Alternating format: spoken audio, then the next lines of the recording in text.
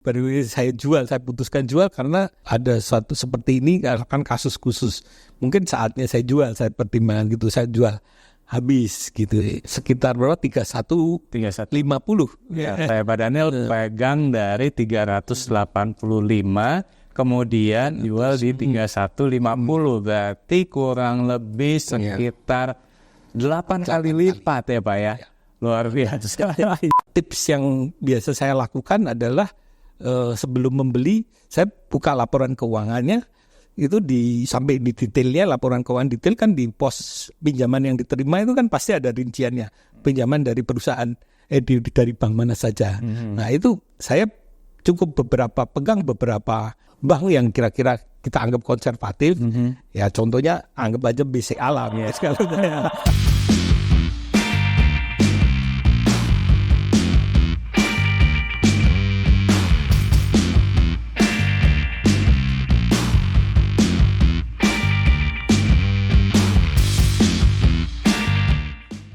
Halo semuanya, kembali lagi dalam Money Discussion with Rifan Kurniawan. Nah, di episode kali ini kita spesial banget kedatangan narasumber ya. Beliau merupakan komisaris independen dari PT Bank Digital BCA. Beliau juga merupakan komisaris dari PT Kota Jati Purindo. Dan beliau juga merupakan seorang investor. Beliau adalah Pak Daniel Gunawan. Selamat siang Pak Daniel. Selamat siang Pak Rifat. Apa kabar Pak?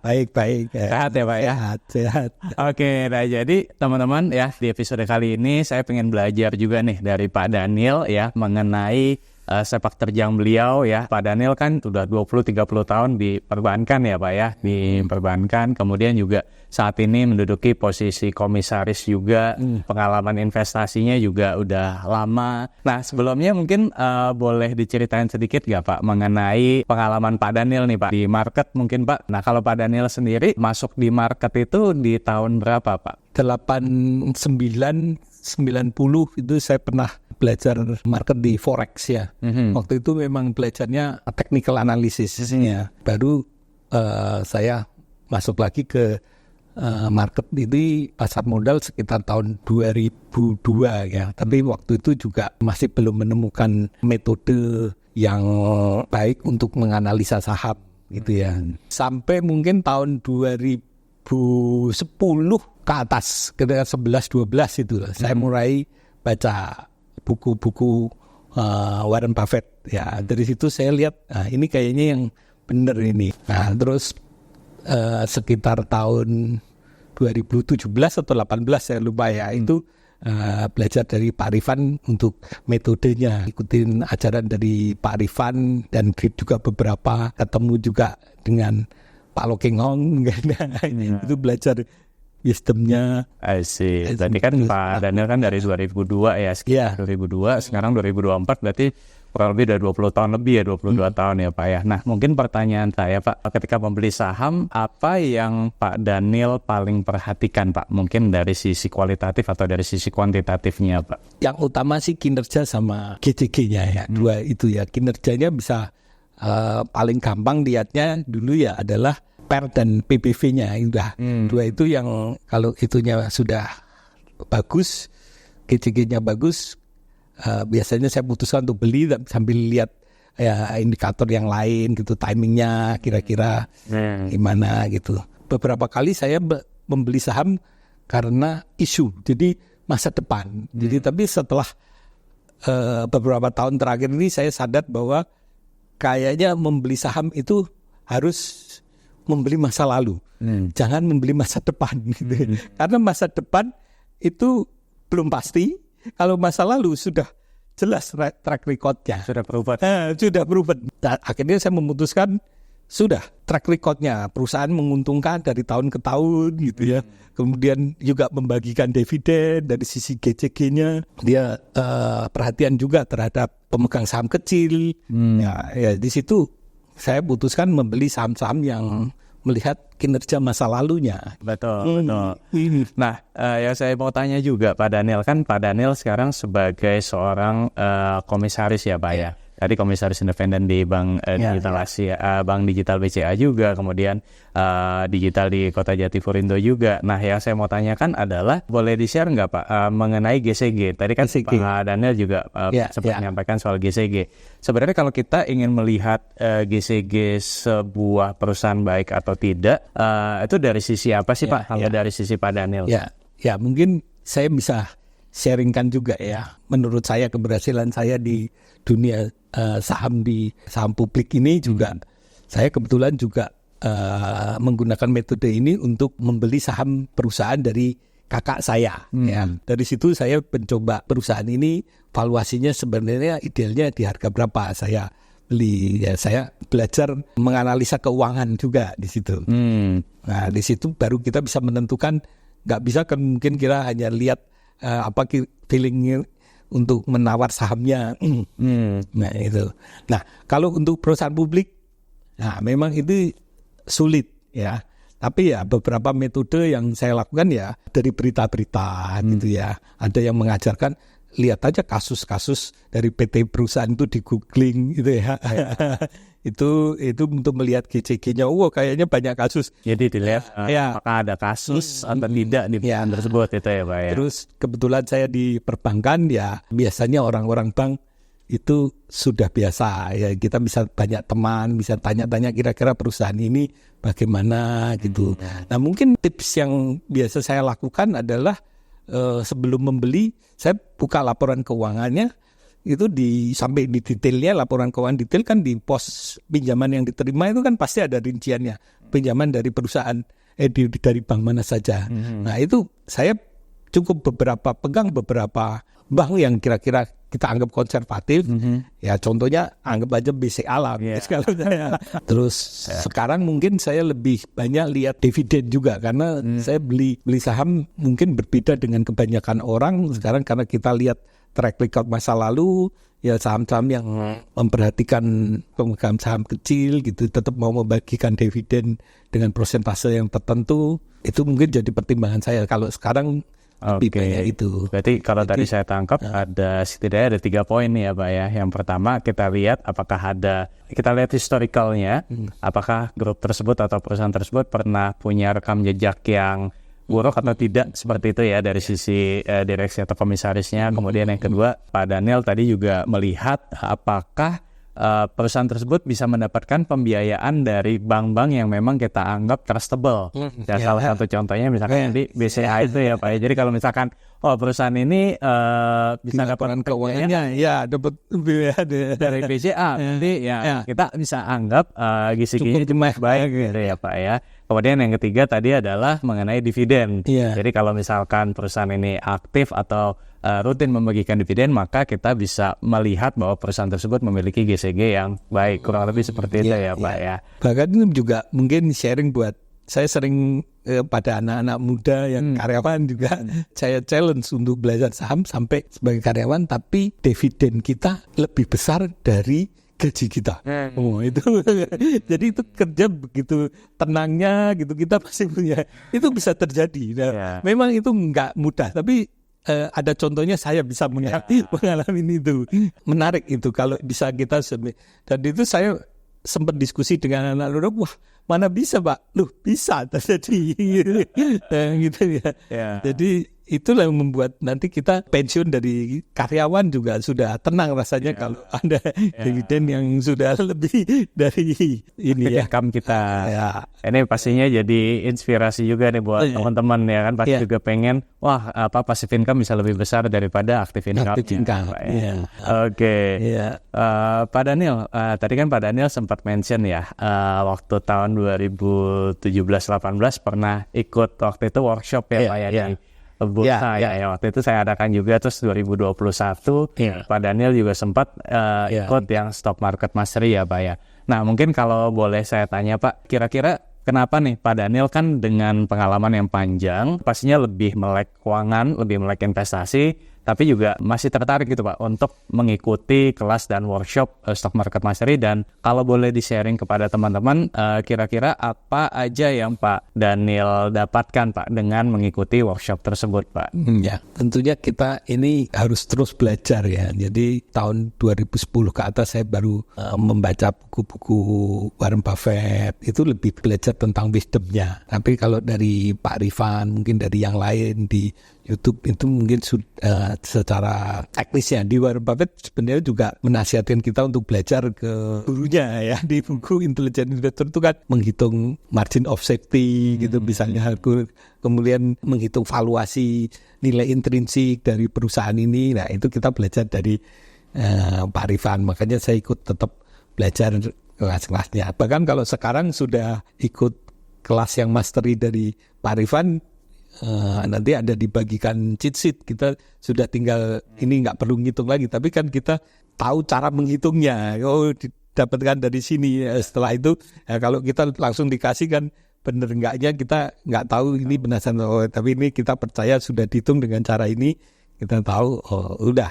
Oke, jadi tadi teman-teman yang Pak Daniel cerita mengenai Stock Market Mastery itu kebetulan nanti di bulan Agustus dan September 2024 saya dan teman-teman di RK Team ini kembali akan mengadakan rangkaian Stock Market Mastery. Nah, jadi Stock Market Mastery itu apa? Ini buat teman-teman yang belum tahu. Jadi Stock Market Mastery itu adalah program kelas belajar saham ya secara terstruktur dan juga komprehensif. Jadi nanti kurang lebih akan ada 10 sesi yang akan kita bahas ya, yang akan dibagi ke dalam 5 minggu pertemuan, yaitu mulai dari makro analisis, kemudian sektoral rotation analisis, kemudian juga kualitatif analisis seperti yang tadi Pak Daniel cerita bagaimana kita melihat good corporate governance dari sebuah perusahaan ataupun economic mode perusahaan. Kemudian juga kita akan bahas mengenai financial statement analysis mulai dari yang basic sampai level yang advance. Terus kemudian nanti kita juga akan belajar mengenai gimana caranya untuk melihat apakah ada manipulasi dalam laporan keuangan atau tidak ya. Kemudian nanti kita juga belajar tentang corporate action analysis juga, itu materi baru juga ya. Kemudian nanti kita juga akan belajar portfolio management. Jadi bagaimana kita menyusun portfolio yang sehat dan baik seperti itu. Nah, acaranya sendiri online teman-teman ya, via Zoom. Nah, nanti informasi detailnya teman-teman bisa cek di banner berikut ini. Dan khusus untuk penonton setia YouTube channel Rifan Kurniawan, nanti dapatkan special price ya dengan memasukkan kode voucher berikut ini.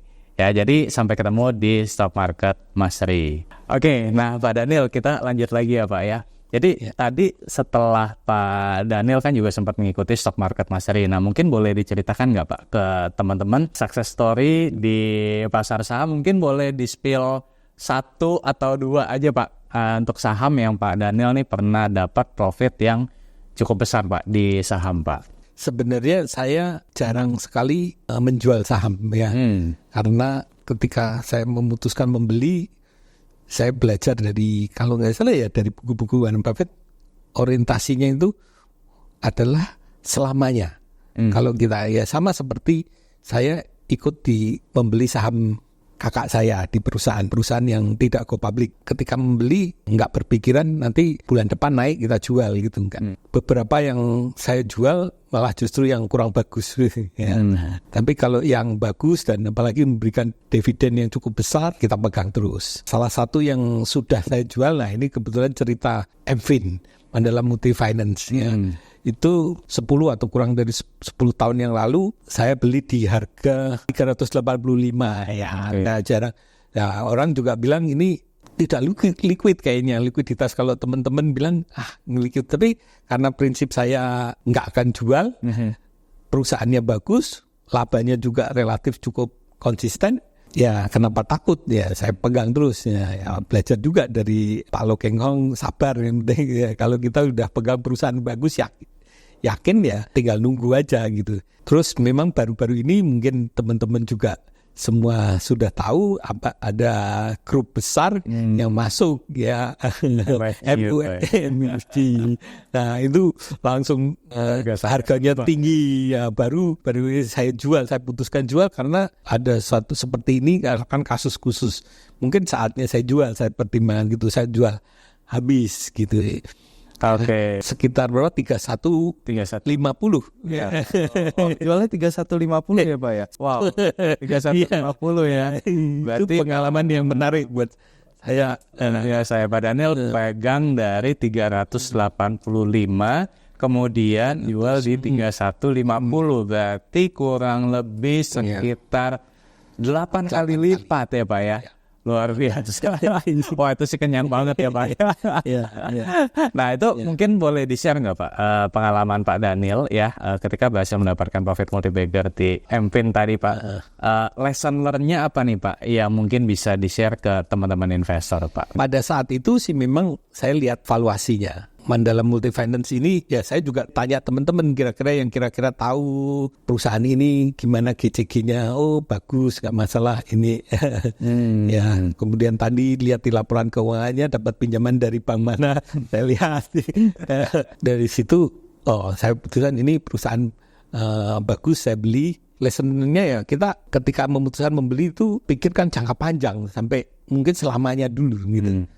Ya. Gak apa-apa nanti di tengah jalan kalau memang ada peristiwa-peristiwa yang khusus ya mungkin kita jual juga. Nah, kalau yang lain-lainnya ya kita tunggu saja sepanjang kita selama menunggunya itu perusahaannya labanya bagus gitu.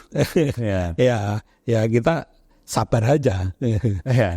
Kalau membagi dividen lebih baik lagi, kalaupun belum membagikan dividen ya valuasinya nanti ke depan kita yakin akan meningkat gitu kalau kinerjanya bagus terus. Berarti tadi kalau saya tangkap adalah Pak Daniel pertama juga melihat valuasinya terlebih dahulu, kemudian didukung oleh good corporate governance ya, manajemennya kompeten dan bisa dipercaya. Kemudian tadi juga lihat juga dia dapat pembiayaan dari mana juga ya Pak, karena kan berhubungan dengan perbankan juga ya kan, dan kemudian yang kalau saya tadi tangkap juga ada pengaruh juga dari corporate action juga ya Pak, karena dengan adanya aksi korporasi tadi diakuisisi oleh MUFG, harga saham MFIN ini juga kemudian melonjak cukup signifikan ya Pak ya. Yang menarik itu tadi ya, peristiwa kita kalau beli saham nggak banyak sih kayaknya yang memikirkan, kita anggap ini seandainya saham ini sama seperti teman kita atau family kita mengajak kerjasama, kita berani nggak masuk di perusahaan itu gitu. Nah, saya menganggap seperti itu karena punya pengalaman saya ikut saham di perusahaan kakak saya. Jadi kita juga harus memperlakukan saham itu sebagai sebuah bisnis. Bisnis kita. Oke.